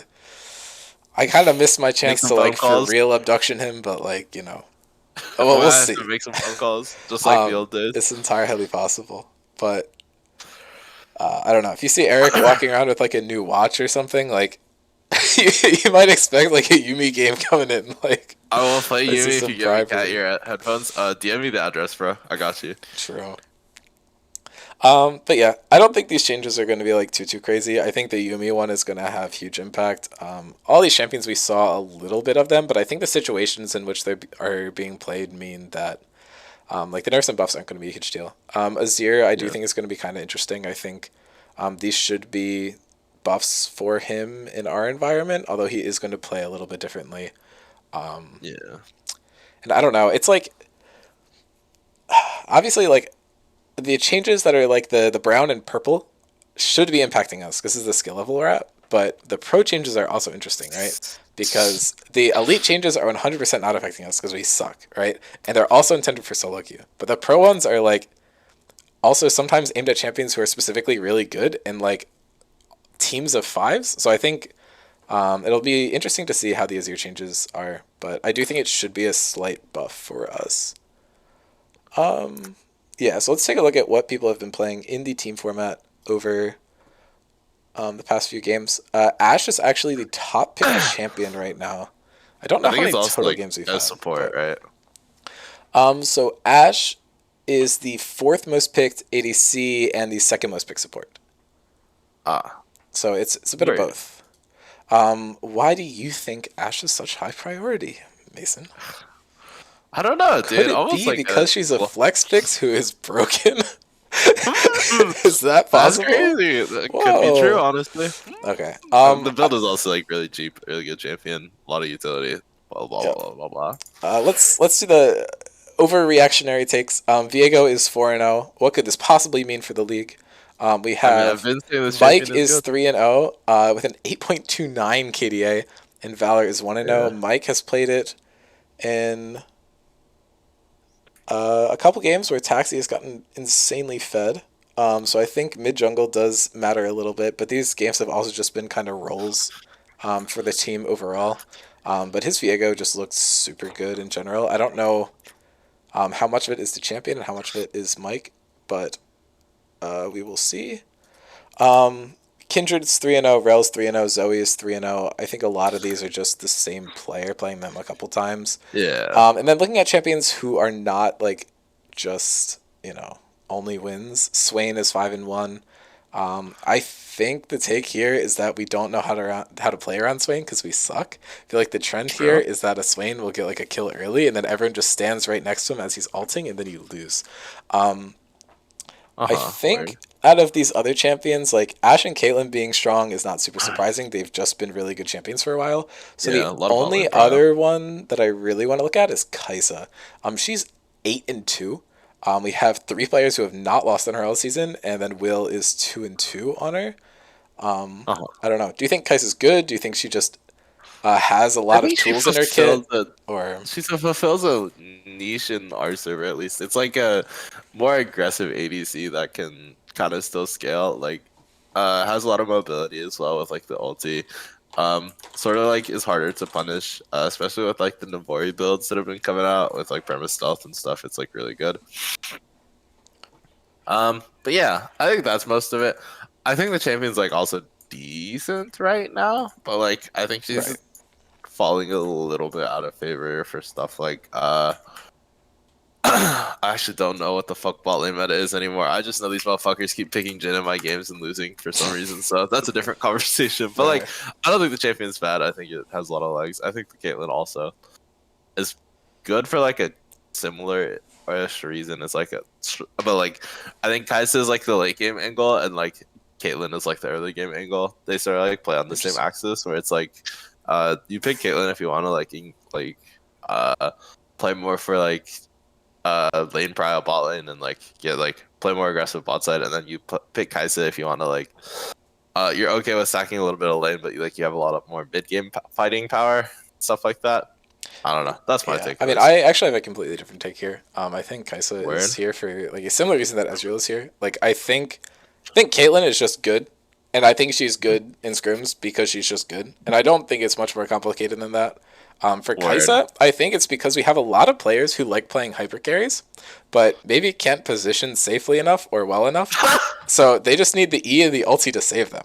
I'm That's inclu- fucking I'm nuts. including myself in this, but like think about it. Like, what is does she have different than the other hyper carries in the meta who are better than her? And like what would make her better in scrims compared to like pro play? And the answer is No that she doubt. has an E and an ultimate to keep herself safe. And that makes her good because we can't position well enough to not die on these other champions. It's okay. I'm And literally Ezreal could do doxing the you in same scrim zones thing, general. Don't worry. except it is just He's harder harder. to play. Right. So he's harder to play and he's like more Q reliant and like we can't aim skill True. shots either. True. I really didn't say that, but Nah, I, you did. It's okay. I got yes. you. Sorry. We're worse than Jackie Love. We're worse than like upset. My bad. We're not Prince guys. That's tough. Have you tried being friends? No. That's tough, bro. Sorry. Um but yeah, I mean I think that's part of it. GP I think is just high up because we have a lot of GP players. Silas I think is just a good champion and we play a lot of champions with good ultimates. Yeah. And we don't ban him when we should. And then I don't know. I think the rest of these champions are like just good champions generally speaking. I think if we go lane to lane, it might be a bit more interesting. Mordekaiser, I believe, are mostly going to be Alana. So I think he's just up there because he is like a comfort pick for people, and I think the same is true for Gangplank. Yeah, Orin Darius being up there isn't super surprising. They're both like very easy champions to just slam. Same with Jax. I think Alawi is more of like a comfort pick as well, because that should be 2 for Alana, 2 for Blake, 3 for Blake, 1 for Alana. Both 4.5 KD, interestingly enough. Kind of funny. But yeah, I don't think we're seeing anything like too crazy. 3 games of Garen's fun. Moose Hater Enjoyers or something. true. Shogat's Moose been hater popping up enjoys soon. eating, bruh. Scion, but a lot of tanks. Pretty boring, to be honest. GP is interesting, but also if you have a lot of tanks, GP is going to be there. Same thing for Jax and Aatrox. These are all like very good tank counters. I'm surprised we haven't seen more Camille Fiora, but they're hard champions and we're bad players, so True. not Fiora surprising. has a 0% win rate. No. Anyways, Speaking Alawi of is the Harry Balls champion. True. Fiora 0% win rate, we can just simply go to all time. Dean Jones, Fiora 0-6. Let's go, huge. W. Dude, I had a You're almost crazy at 200 games. That's crazy. right. One more. I had a crazy game with Fiora today. We were literally losing 4 lanes. I literally just took bot tower, bot inhib, Nexus tower, Nexus all by myself while we were crazy. getting 4v5 in base. It's so fucking funny. But yeah, it's because us Scrim Zone players are so good. We would never let that happen to us. True. Exactly. Wait. Jungle, I think these are literally just the good champions in the meta right now. Like super boring, but Dang, no, who would convince people to play these boring ass champions, not bro? much to talk about here though. These are all champions who are just very good at setting up ganks and locking people down so that other people can get fed. Viego is like a bit of the exception. Nice carry champion. Same with like the Kindred and Lee Sin getting picked up a bit, but not as Yeah. common. And then there's just a lot of like one-off champions down here. I think pretty boring, to be honest. Galio being picked a lot is kind of interesting, but then you look at the fact that he's only really been played 5 times, and you realize that we just play fucking everything in the mid lane, which I think True. kind of follows the trend that mid lane's been having recently over, like, honestly, like the past year or so at this point, or not a year, like 8-9 months. If I say a year, we go back into the Victor Corky era, so, but I don't know. I think there's just a lot that you can play in the mid lane. I think as the season goes on, we're going to see a lot more Acel and a bit more of this Silas unless it stays banned. But the rest of the champions, I think, are just going to slowly rise together in terms of games played as we've been doing. Nothing's really like a huge standout pick. And a lot of our mid laners aren't one tricks, so we don't see a lot of that champion come out. I think Anivia is the only champion would come to mind, and Zoe. Zoe are going to be all taxi. Anivia is actually more Valor than Healy, which you wouldn't expect off the top of your head, I don't think. ADC is just Caitlyn, Kaisa, Ezreal, Ashe, Sivir, Varus. This is just all meta. Jin's been picked too many times, but the rest of this This is pretty champion sucks. standard. Guys, stop building fucking or stop picking Jin. This champion fucking blows cock and balls, man. Like actually does negative damage and like if you build rapid fire cannon, you don't deserve anything in life. I'm sorry, bro. Please stop building rapid fire cannon on this champion. It's a fucking bad second item. Anyways, rant over. Every single one of my Jins in solo queue has been building rapid fire cannon. It makes me want to choke someone. Anyways. Yep. And then Zeri, I think, should be picked more, but I don't think anyone but me and Hong is willing to pick it, and it's been fucking like permabanned against me for like the last 6 games, so I'm surprised by that, but you know what? Respect. I don't know. I don't get it either. Like, surely I would never perform on Zeri if you give it to me, so I think you should just leave it up. I think we also had to ban it versus Hong too or something. I don't know. It's been banned in a lot of our games where I can't pick it, or my team's just telling me that I shouldn't. Nami has been picked 8 times, is 1-7. Come on, guys. What's this? Why are we picking a champion we can't win on? Ashe 7-0 on support, which is fucking disgusting, by the way. 4 of them are Spectres games, 2 from NYNB and 1 from us. Other teams, get on this. Like, it's getting nerfed, but still, champion is free low. You get free vision, free stuns. Very good. Leona, Lux, Senna, Soraka. These are all pretty standard. I think Lux is like the most surprising. Twitch is getting nerfed, but Lux is only surprising if you don't consider the fact that Bing Bing Bing, Caitlyn right at the top of the list. So that's just what you get. Karma has been performing really poorly, actually. Any support being 3-0 is kind of interesting. You'd think someone would just play it poorly and lose, but hasn't happened yet. Um, It is pretty good, yeah, though. yeah, and then Rel is just going to all be PB. Fucking Smurf, by the way. Really good at this True. champion. Knows when to pick it, which I think is really important. I think if he was just slamming that champion every game, it wouldn't have the win rate, or KD it does. But yeah, I don't think we're actually seeing anything too exciting. We've hit the point where we're just like have champion pools and have players that are functional that we just stick to the meta, except for the top lane where we have like Alawi and Mordekaiser disproportionately high. But honestly, I don't think any of these lanes are like super surprising. I do think Agreed. Galio is kind of surprising. I think Zach's been playing a lot of it, which kind of pushes it up to the top. But yeah, I think like besides like Galio, Mordekaiser, Alawi, I don't think anything is like super weird. Darius obviously isn't like super high prio in pro play. I guess Poppy as well is one of them, but I think Darius and Garen are going to have more strength in scrims compared to pro, just because we are not 369. We are not Zeus. We do not lane against these champions perfectly. We should be So though. We should be. so true. Yeah, if you guys aren't like literally challenger, like you're server banned. Like, True. Does he know? but yeah, I think that's kind of it for it. Do you want to just like for the meme just predict all of the rest of the games?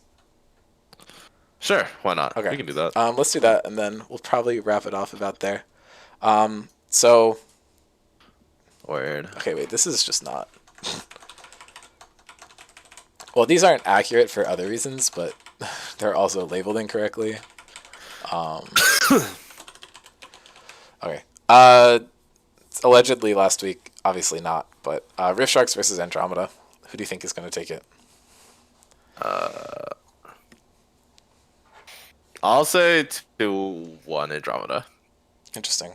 Okay. I definitely think we're at least going to get a game. I think the last series against them was like, I don't know. I think it's like horribly irreflective of our performance. I don't think we tried the right things in that game. I think you could argue that we put in effort and tried in those games. We tried the wrong things though.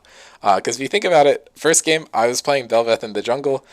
Hell no, let's never do that again. And then the second game I wasn't playing at all, and we kind of didn't tell our team how we lost the first game, and then they lost that game too.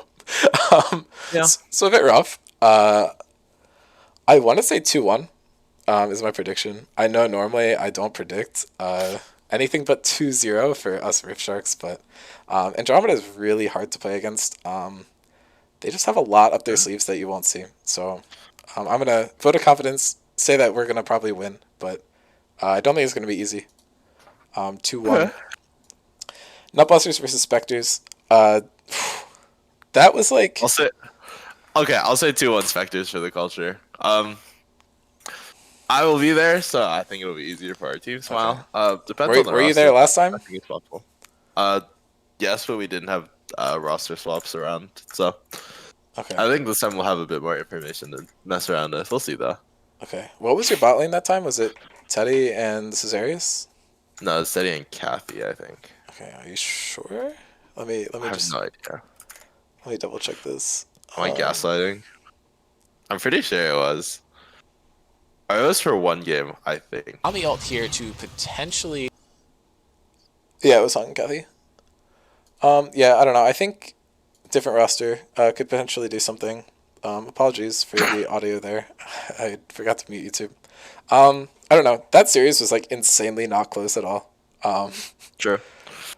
So I kind of want to say New York Nutbusters 2-1. I think they're at a point where they're kind of like play with their food a little bit. So I don't expect to see too many 2-0s for Nutbusters the rest of the way going out. I think this actually does make sense. Like, I'm not saying like troll your games if you think you're gonna win. Like, that's not a good strategic investment generally. But I think once you've kind of locked playoffs, just being able to experiment with different things to see if they're playable, I think is not a terrible choice. Obviously, you're doing so at the risk of exposing strategy to other teams, but we don't really have the ability to test this stuff out in this environment in other ways. So I think it's not an awful strategy, but Okay. I think 2-1 New York Nutbusters. What's your Rift Sharks Metabusters take?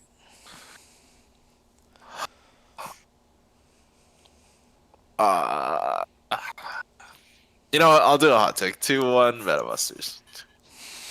Okay. Um, what's the Reggie tweet? I don't fucking know. The sell my house and car, whatever. True. Okay, Sell if my house, my everything if I became like CLG. true. I I just think the matchup for us in that series is like good. I don't think as a Yeah. team we're like insanely better than them because I do think they're a good team.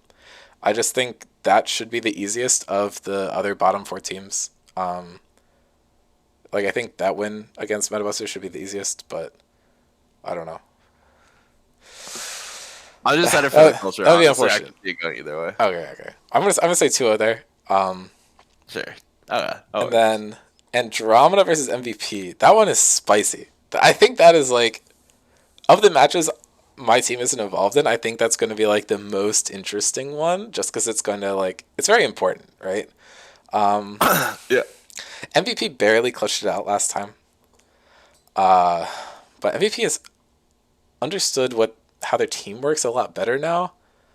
And I don't know if I can Yeah. say the same for Andromeda. They've still been trying, like experimenting a lot, right? Yeah. So I think it might be. This goes against my power rankings, but oh, no, it doesn't go Well, I'm against my gonna power say rankings. Andromeda 2-1. I'm So saying MVP 2-1. okay, word. That makes sense. Okay, Andromeda versus To be honest, these Spectres. are like my most vote with my hearts, vote with my heart Okay, games. So fair. Spectres 2-1 or 2-0. See, this one I actually think I'm expecting an upset here. I think 2-1 Andromeda is going to be what happens here. Sure. Just because, I don't know. I think, assuming these games happen in this order, which, like, God knows, probably not, but I think if they have a couple games before the Spectres game to kind of figure out what they're doing, I think they'll be able to pull it out. And I think your team loves to underestimate other teams, so.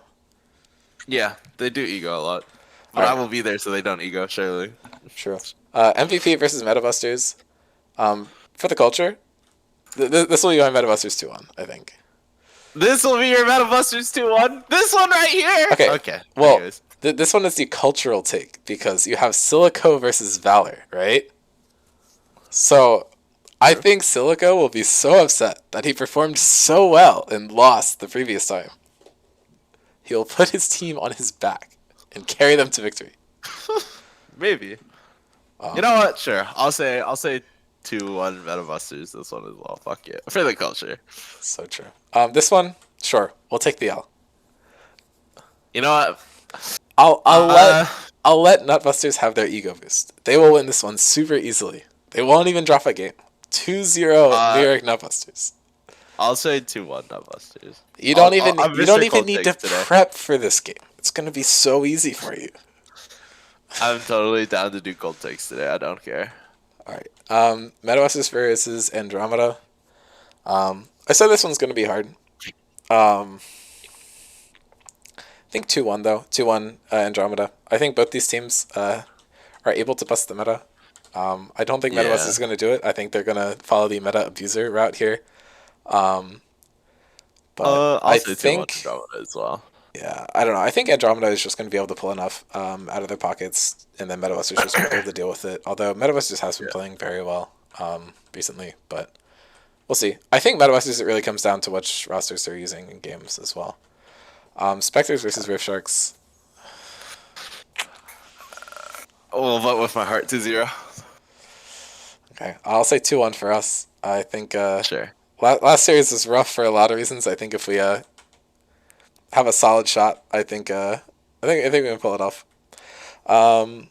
MVP versus New York Nutbusters.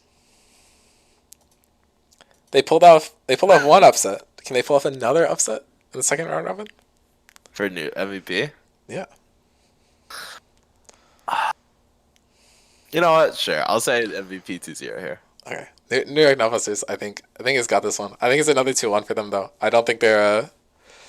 I think they'll clown on these guys a little bit, but I don't know. I feel like MVP was able to win against your team because I think your team like heavily trolled, and I think New York Nutbusters Has been respects heavily trolled. respects the players enough on MVP that they'll they'll not troll. They'll keep it down a little bit. Surely. All right, and then Surely. the last week of remaining matchups. Will your team throw a game against the Metabusters? You know what? Honestly, I can see it. I'll do 2-1 Metabusters. I can see it. I can see it. My team has enough I raging agree. egomaniacs to do that. Oh my lord! You know what? Sure. Okay, I'll go with That's Mason. the only game we're dropping. That's Though. a good take. And then Rift Sharks versus MVP. I think we just have a good matchup into this team, so I'm gonna predict another 2-0 there. Okay, I can see that. Yeah. All right, and then Andromeda versus New York Nutbusters. This one is also going to be pretty important. I think, maybe, probably not. I just say it's important because it's towards the end of the season, but who really knows? What's the take there? Andromeda beats New York Nutbusters or no? I think New York Nutbusters 2-0. So we'll see that. Okay, so not only win, but win cleaner than they did last time. Potentially. Okay, We'll see. Because I heard there's some trash talk throwing around, and Cam thinks that they're the better team and shouldn't lose. So Yeah. Well, Cam needs to stop getting gapped by N if he wants to make that assertion. I think, but sorry. Anyways. okay, yeah, I mean I completely agree. I think New York Nutbusters 2-0. I think if we don't draft Lee Sin, I think we win. Okay. Not because I don't think Mike can play Lee Sin. I'm going to refuse to comment on that one. Purely because I'll say it. He can't play Lee Sin. Okay. I'll say it right now. I don't care. I just haven't watched closely enough to know or not. But I have. It's not good. Sorry, Mike. I love you, but Lee Sin is not it, brother. all right. But yeah, I think Nutbusters can pull it off. I think as long as they Don't draft Lee Sin. Agreed. I'm getting a lot of flack from the New York Nutbusters team here. I will but say, I don't care. as long Lee as Sin they was not it, bro. True play- is in chat. Exactly. play to That's their what I was saying, bro. strengths. Yeah. I think as long as they play to their strengths. they'll be Okay, fine. I love the ego drafts, but you cannot sit here and tell me his Lee Sin is good, bro. I love the man. He's my goat, like my favorite jungler to watch for sure. But like Lee Sin, nah. Stick to Rengar, bro. Sorry, bro. All right. I do think that's going to be it from us. This is such a weird timestamp to end on, but We can like talk for 14 minutes about funny things. I don't know. wait, why don't I just force you to watch some of the games? Actually, no. This would not make it for good content for anyone, and I need to Sure. fucking sleep. Yeah, go to sleep, sir. I think this is a fine timer to end it on. Like almost 2 hours. True. You get like a minute 50 ish, kind of, whatever. All right. Apologies that we took so long. We should be back to your regularly scheduled programming next week. I think we're gonna try and get a lot of people on and kind of do like the trash talk podcast that Teddy suggested next week. So I think that I'm kind of down, that could be fun. honestly. Yeah, I don't know. We might just ask you to like mediate it and just do like a roast or something. So Yeah, I'm down. I'll I'll be the roast captain or something. I don't know. Sure. Fucking PB is playing my Udyr and my jungle gameplay. Yeah. Eatma, Ligma, piss in your peak. Anyways, all right. that's all from us, baby. Yeah. Take care, everyone. See you next week. Thanks for watching. Bye bye.